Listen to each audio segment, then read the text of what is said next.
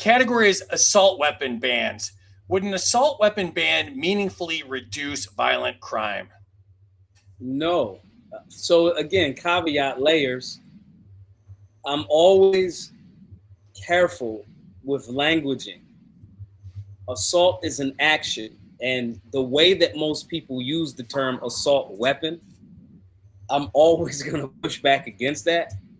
But in the terms that most people accept it as, whether they know the actual definition or not, no, we've done that before. ARs, there was an AR-15 ban, and when the studies were done and the data was, they're like, this didn't really make things a little bit more. It didn't make things enough safer to justify the ban. That's why when that AR-15 ban was gone, it was lifted. It was lifted. When you have, there's a great book by Dr. John Lott. I actually might have it around here somewhere. It's called More Guns, Less Crime. And in this book, I think this might actually be a signed copy. I'm not sure. But anyway, More Guns, Less Crime by Dr. John Lott. And he did like 30 years worth of data and just looking at, as there were areas that had more safe and responsible firearms owners, crime, wouldn't you know, was lower. It's the same as over the last, let's say the last maybe 30 going on 40 years as licenses to carry. I'm not a fan of licenses to carry. However, if people get them, they get them. But as those licenses have increased over the last however many years, violent crime in America has decreased. And so whether they want to call it an assault weapon or whether they want to call it, whatever they want to call it, when you have more safe and responsible firearms owners that are choosing to get informed and to train and to go to the range and to learn and share information, and you normalize firearms, doesn't matter the rate of fire, those communities become safer. If you got a young lady that is, let's say she's an exotic dancer. She comes home 2-3 o'clock in the morning. She comes home and deals in cash. Let's say if you are a cannabis operation and cannabis is still scheduled high, still federally illegal or unlawful.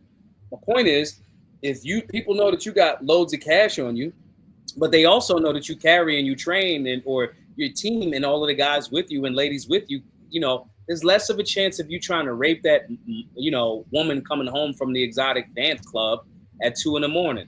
And so the cliches are so beautiful. I used to hate cliches. I used to hate personal development. I used to hate those, you got Tony Robbins dudes.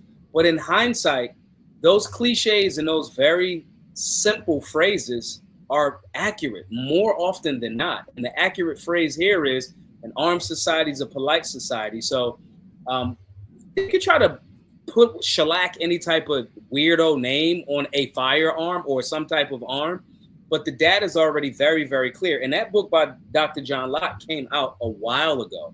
And so more guns literally, quite literally in America create less violent crime. And I just wish that more people would just kind of like study up on it and read these things as opposed to just accepting what mainstream media narratives that have big budgets by anti-gun organizations and NGOs. Sometimes you should just stop and question it. I know some of the viewers, most of you guys and ladies are pro-gun, no doubt. But some of you that are watching that may be somewhere on the fence, I want you to understand that the things that myself and, Casey and E and Eric are telling y'all right now, we're not telling you like we want you to go be Rambo next week. Again, we already have plenty of firearms.